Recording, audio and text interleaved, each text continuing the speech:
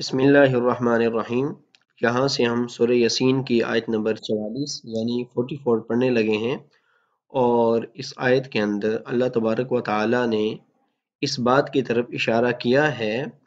کہ جن سواریوں کے ذریعے تم اپنے منزل مقصود تک پہنچ جاتے ہو بالکل خیر و عافیت کے ساتھ، تو ان سواریوں کو تابع بنانا اور تمہارے ذریعے ان کا چلنا یہ صرف ہماری رحمت کی وجہ سے ہے اور ہمارے فضل کی وجہ سے ہے۔ اسی طرح کبھی تو تم فضاؤں میں اڑتے ہو اور اپنی منزل مقصود تک پہنچ جاتے ہو، اور کبھی تم سمندر میں سفر کرتے ہو اور منزل مقصود تک بالکل خیر و عافیت کے ساتھ پہنچ جاتے ہو، تو یہ صرف ہمارا ہی فضل ہے۔ تو آئیے شروع کرتے ہیں آیت نمبر 44۔ اللہ رحمت منا، مگر ہماری طرف سے رحمت کی وجہ سے، ومتاعا الی حین، اور فائدہ پہنچانے کی وجہ سے، الی حین ایک مدت تک۔ یعنی اللہ تعالیٰ فرما رہے ہیں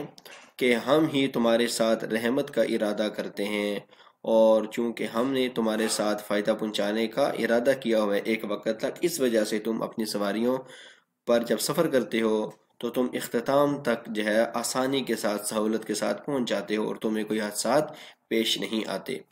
وَإِذَا قِيلَ لَهُمُ اتَّقُوا مَا بَيْنَ أَيْدِيكُمْ، اور جب ان سے کہا جاتا ہے اتقوا ما بین ایدیکم وما خلفکم،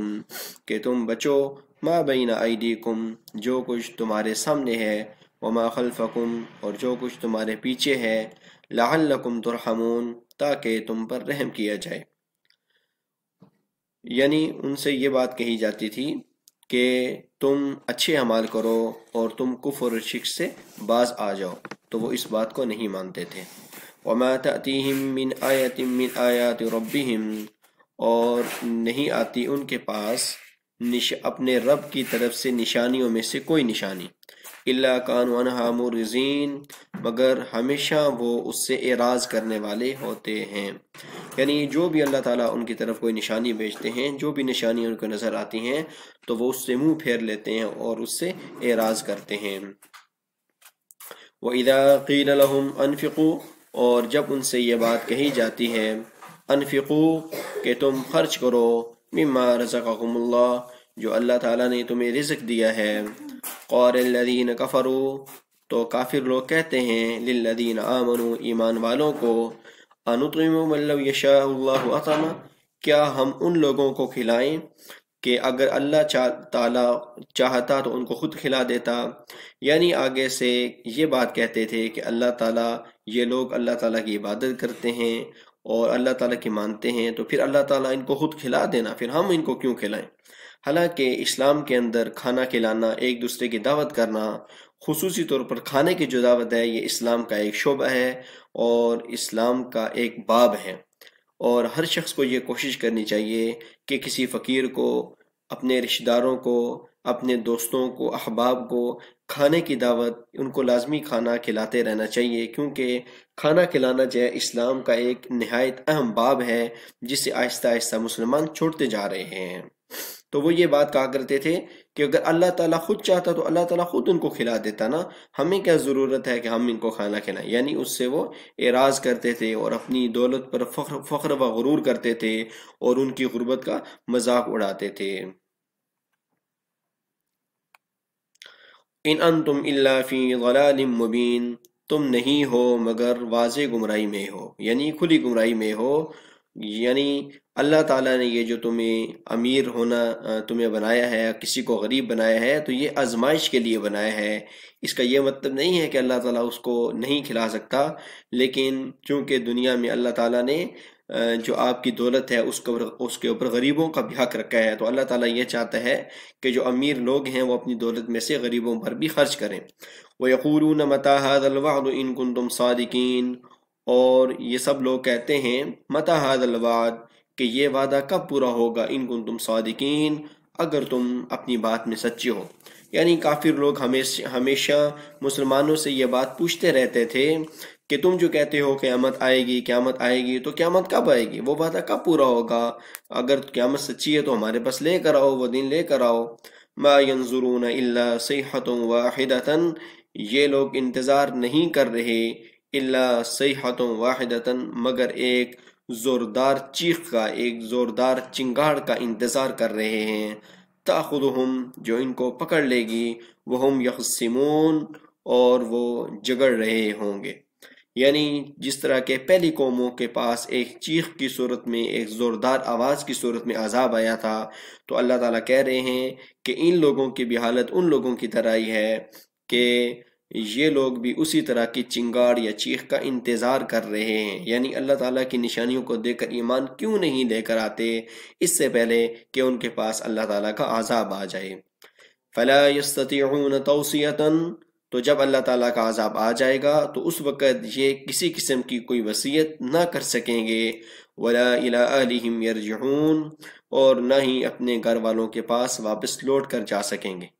یعنی وصیت ہمیشہ آخری وقت میں کی جاتی ہے، تو اللہ تعالیٰ کہہ رہے ہیں کہ جب عذاب آئے گا تو وہ اتنی اچانک آئے گا کہ نہ تو کسی کو وصیت کرنے کا وقت ملے گا اور نہ ہی گھر والوں کی طرف واپس جانے کا وقت ملے گا، یعنی عذاب میں سب کے سب مبتلا کر دیے جائیں گے۔ وَنُفِخَ فِي الصُّورِ اور سور کے اندر پھونکا جائے گا۔ حضرت اسرافیل علیہ السلام کی ذمہ داری ہے کہ وہ قیامت کے دن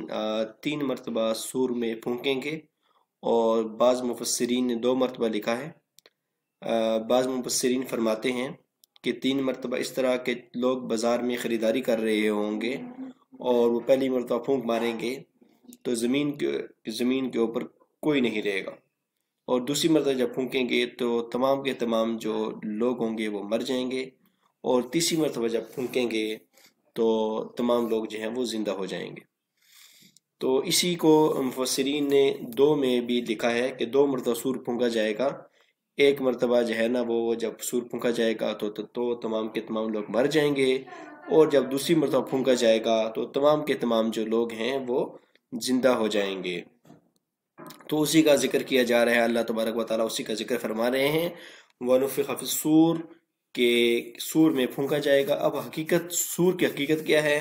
سور کی حقیقت اللہ تبارک و تعالیٰ ہی جانتے ہیں کہ وہ کوئی چیخ ہوگی یا کس طرح کی آواز ہوگی، وہ کیا چیز ہوگی، تو اس کی جو حقیقت ہے یہ اللہ تعالیٰ ہی بہتر جانتے ہیں کہ وہ سور کیا چیز ہوگی۔ وَنُفِخَ فِي الصُّورِ اور سور میں پھونکا جائے گا، فَإِذَا هُم مِّنَ الْأَجْدَاثِ إِلَىٰ رَبِّهِمْ يَنْسِلُونَ تو اچانک سب کے سب جو لوگ ہوں گے وہ اپنی قبروں سے نکل کر اپنے رب کی طرف تیزی سے دوڑنا شروع کر دیں گے یا دوڑ رہے ہوں گے۔ تو یہ اسی جب دوسری مرتبہ یا تیسری مرتبہ جائے گا، جب سور جب پھونکا جائے گا تو اسی بات کی طرف اشارہ کیا ہے کہ اس وقت تمام کے تمام لوگ جو ہوں گے وہ زندہ ہو جائیں گے اور وہ میدان حشر میں جمع ہونا شروع ہو جائیں گے۔ قالو کہیں گے، یا ویلنا ہائے افسوس، من بعثنا من مرقدنا ہمیں کس نے اٹھا دیا ہماری قبروں سے۔ یعنی چونکہ جو کافر لوگ ہیں وہ دوبارہ اٹھنے کا یقین نہیں رکھتے، تو اس وقت وہ کہیں گے ہائے ہماری بدبختی کہ ہمیں کس نے جہنا قبروں سے اٹھا دیا، حالانکہ ہم تو دوبارہ اٹھنے پر ایمان یا یقین نہیں رکھتے تھے۔ ھذا ما وعد الرحمن وصدق المرسلون یہی وہ وعدہ ہے، یہی وہ چیز ہے، ما وعد الرحمن جس کا رحمان نے وعدہ کیا تھا، وصدق المرسلون اور سب رسولوں نے سچ کہا تھا۔ ان كانت الا صيحة واحدة فاذا هم جميع الذين محضرون یہ نہیں ہوگی مگر ایک چیخ، فاذا هم جميع الذين محضرون تو اچانک وہ سب کے سب جو لوگ ہیں وہ ہمارے سامنے حاضر کر دیے جائیں گے۔ تو یہاں سے جو نفخہ ثالثہ ہے اس کا ذکر ہے کہ میدان حشر میں سب لوگ جو ہے جمع ہو جائیں گے۔ تو پہلی مرتبہ جب سور پھونکا جائے گا تو لوگ بازار میں خریداری کر رہے ہوں گے اور وہ سب کے سب لوگ کیا ہو جائیں گے، گویا کہ مر جائیں گے۔ دوسری مرتبہ جو ہے وہ جب سور پھونکا جائے گا تو تمام کے تمام جو لوگ ہیں وہ اپنی قبروں سے اٹھ کھڑے ہوں گے، اور تیسری مرتبہ جب سور پھونکا جائے گا تو تمام کے تمام لوگ میدان حشر میں جمع ہو جائیں گے۔ اسی بات کو بعض مفسرین نے 2 نفخوں میں بھی لکھا ہے، 2 مرتبہ پھونکنے کے سور، 2 مرتبہ چیخ میں لکھا ہے کہ ایک مرتبہ جب سور پھونکا جائے گا سارے کے سارے مر جائیں گے، اور جب دوسری مرتبہ پھونکا جائے گا تو تمام کے تمام جو لوگ ہیں وہ دوبارہ زندہ ہو جائیں گے۔ فَالْيَوْمَ لَا تُظْلَمُ پس آج کے دن کسی پر کوئی ظلم نہیں کیا جائے گا، ذرا برابر بھی، ولا تجزونا، اور نہ ہی کسی چیز کا بدلہ دیا جائے گا، الا ما کنتم تعملون، مگر جو کچھ وہ کرتے تھے، یعنی جو اعمال ہیں صرف انہی کا بدلہ دیا جائے گا، صرف اتنا ہی بدلہ دیا جائے گا۔ یہ نہیں ہوگا